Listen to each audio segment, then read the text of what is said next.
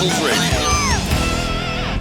Welcome back to Rivals Radio for a deep dive that I know a lot of you have been requesting. Yeah. It's our first ever Football Rivals Pro League mock draft special. Very exciting. With the Pro League's year one draft coming up soon, we thought it'd be fun to try and project where these rising stars might land. Yeah, it's a great way to explore, those what-if scenarios. Right. Especially in this inaugural draft. Yeah. We get to think like a general manager, consider team needs, and try to predict those draft night surprises everyone loves. Exactly. Very So good. are you ready to put on your GM hat and break down this mock draft? Absolutely. Let's start with the team holding the coveted number one pick, Okay. the Canton Crush. The Crush are in a prime position to grab a potential franchise player. For sure. And after trading away both their starting quarterbacks from the 0 year, all signs point to them taking a quarterback. Yeah, it's almost a given, especially with a talent like Jimmy McNamara available. He's been the consensus number one pick all year, a dynamic dual-threat quarterback who led Texas A&M to the national championship. McNamara is the kind of player who can electrify a fan base. Oh, yeah. His ability to extend plays and make throws on the run would add a whole new dimension to Canton's offense. If you were building the Campton Crush, what would your strategy be?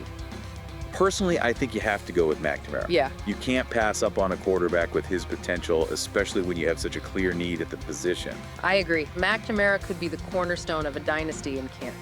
All right, let's move on to the Austin Strangers at number 2.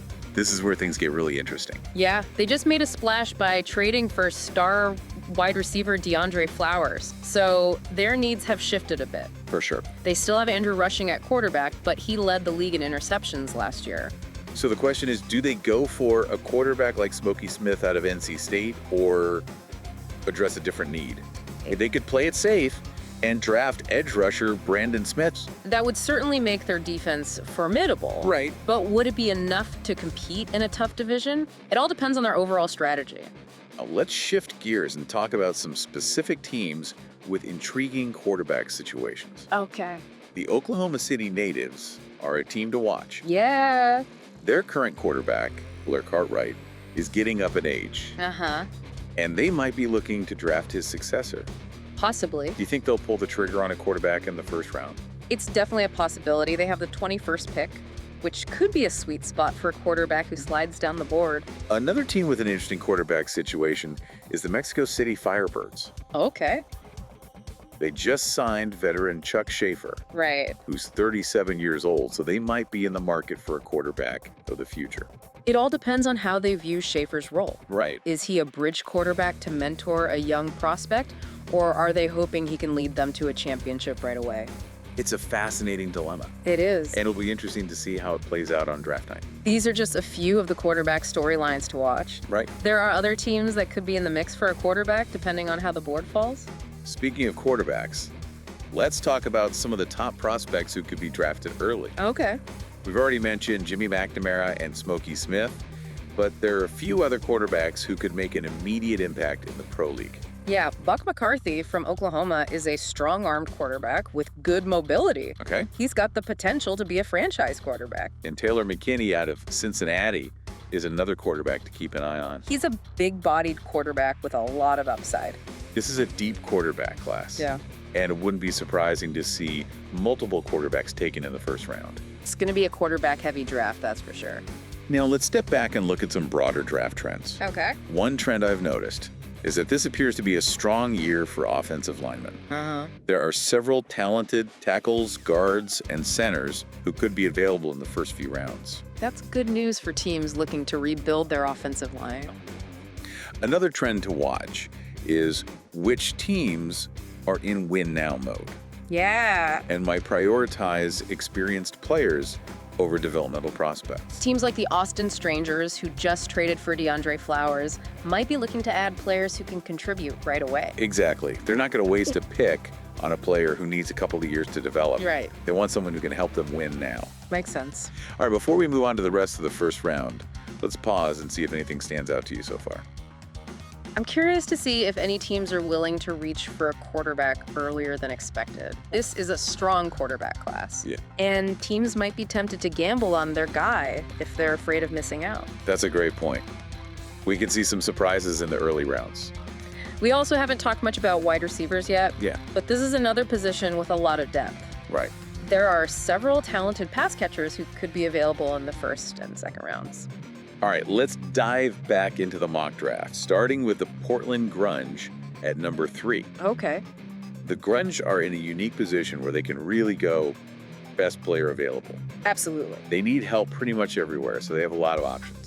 Given their struggles on offense last year, bolstering their offensive line seems like a smart move. And the consensus pick for them seems to be offensive tackle Carlos Copeland out of Michigan. He's a mountain of a man with incredible athleticism. Copeland is the real deal. Yeah, He's got the potential to be a cornerstone of their offensive line for years to come. absolutely. Protecting their quarterback and opening up running lanes should be their top priority. And Copeland helps them do just that. Absolutely. Next up are the Sacramento Peaks at number 4. Okay.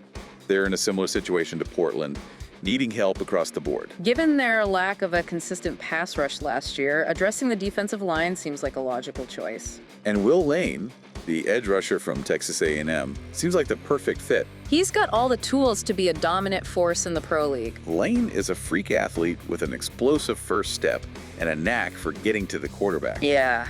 Adding him to their defense would give them a much-needed boost in a tough Apex West division. For sure. All right, listeners, what stands out to you so far? Yeah, what are you thinking? Are there any surprises in these early picks, or are we pretty much on track with the expert consensus? Right. Let us know your thoughts. What's fascinating here is how these early picks might influence the rest of the draft. Yeah. Will teams reach for players at certain positions? Right. Or will they stick to their boards and trust their evaluations? It's going to be an exciting first round, that's for sure. Okay, let's move on to the Tokyo Riot at number 5. Right. They're a bit of a wild card in this draft, Okay. as their new head coach and general manager, Tony Fry, has been keeping his cards close to his chest. Fry is a bit of an enigma. He is. He signed a quarterback in free agency, wrote Ramon Hamilton. right. So they seem set at that position, Yeah. but they could definitely use help at wide receiver and on the defensive line. So, do they go with the best player available, Right. regardless of position, or target a specific need? It's hard to say. Yeah. Fry has a reputation for being unpredictable. He could go with a skill position player like Ed Silva, the dynamic wide receiver out of NC State, Yeah. or add some muscle to their defensive line with Reed Brandon from Navy or Will Pete from Washington State. Silva would be a fantastic addition to their offense. Right. He's got that rare combination of size, speed, and playmaking ability Yeah. that could make him an instant star in the pro league. Adding Silva to their roster would create some exciting possibilities for their offense. But if Fry is looking to build a strong foundation on defense, Right. he might opt for Brandon or Pete. Okay. Both are highly touted prospects with the potential to be impact players right away. Okay, let's shift gears to the New York Nightmare at number 6. Very. They addressed their quarterback needs in free agency by signing Pat McCoy. Okay. So they've got some flexibility with this pick. They could go in several directions. Right. Adding another receiving threat to complement McCoy would make sense, Right. as would bolstering their defensive line. It's interesting to consider the different paths they could take. Yeah. Do they prioritize offense and try to create a high-powered attack? Right. Or do they focus on building a dominant defense? That's the key question. Yeah. If they go offense, a wide receiver like Brenton Branch, the speedster from Texas A&M, would be an intriguing option. Branch is a burner. Okay. He could stretch the field and create all sorts of problems for opposing defenses. But if they prioritize defense, Right. someone like Reed Brandon or Will Pete might be higher on their board. Both Brandon and Pete are versatile defensive linemen who can disrupt both the run and the pass. Right. Adding either of them would make New York's defense a force to be reckoned with. All right, let's move on to the Houston Hoplites at number 7. Okay. They've got a solid foundation, but they could use some help in their secondary. Absolutely. They were exposed in the secondary at times last year, so adding a talented defensive back is a must. And the consensus pick for them seems to be Raheem Gold, the lockdown cornerback out of Iowa. He's got the size, speed, and instincts to be a shutdown corner in the pro league. Gold is the real deal. Yeah. He's got the potential to be a perennial Pro Bowler and could transform their secondary overnight. Absolutely. What do you think about this pick for the Hoplites? I think it's a great pick. Yeah. They need to solidify their secondary if they want to compete with the best offenses in the league. Right. And Gold is the perfect player to do that. Yeah. All right, we're almost halfway through the first round. And the San Antonio Law are up next at number 8. Okay. They've got an aging quarterback in Neil Bolden. Yeah. So there's been some speculation about them taking a quarterback. It's possible, but I think they're more likely to address their pass rush, which was a weakness last year. Makes sense. They could really use a disruptive force off the edge to get after the quarterback. If LSU's Kyle Turner is still on the board, I wouldn't be surprised if they snag him. He's got the potential to be a double-digit sack guy in the pro league. Adding Turner to their defense would significantly improve their pass rush. It would. It'd be a much tougher team to face with him on their roster. All right, let's keep this draft rolling. Up next is the Chicago Football Department at number 9. Okay. They've got a new quarterback in Tim Murray, Right. who'll be competing with veteran Mike Stein for the starting job. Right. So it wouldn't be a shock if they go with a wide receiver here, giving their new quarterback a weapon to work with. And Texas A&M's Brenton Branch is a name that keeps popping up. Yeah. He's got blazing speed and could be a game changer in the pro league. Adding Branch to their offense would create an immediate impact. Yeah. He's the kind of player who can take the top off a defense and open up the field for other receivers. All right, rounding out the top 10 are the Louisville Wildcats. Okay. They've got a young quarterback in Justin Herrera who showed a lot of promise in the 0 year. Yeah. So they're looking to build around him. And the most pressing need for them seems to be on defense, Okay. specifically in their pass rush. Yeah.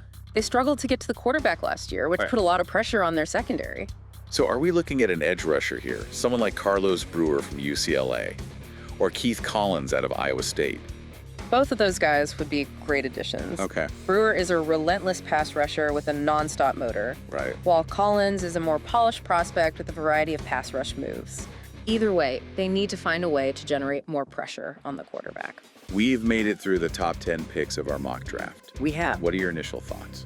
It's been a fascinating start to the draft. Yeah. We've seen some teams prioritize immediate needs, Uh-huh. while others have focused on long-term potential. Right. It's a delicate balance. Yeah. And it will be interesting to see how these decisions play out in the years to come. I'm already excited to see these rookies take the field in year 1. Me too. It's going to be fun to watch these young players develop and make their mark on the pro league.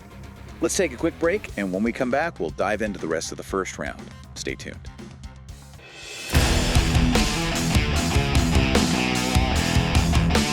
It's Rivals Radio.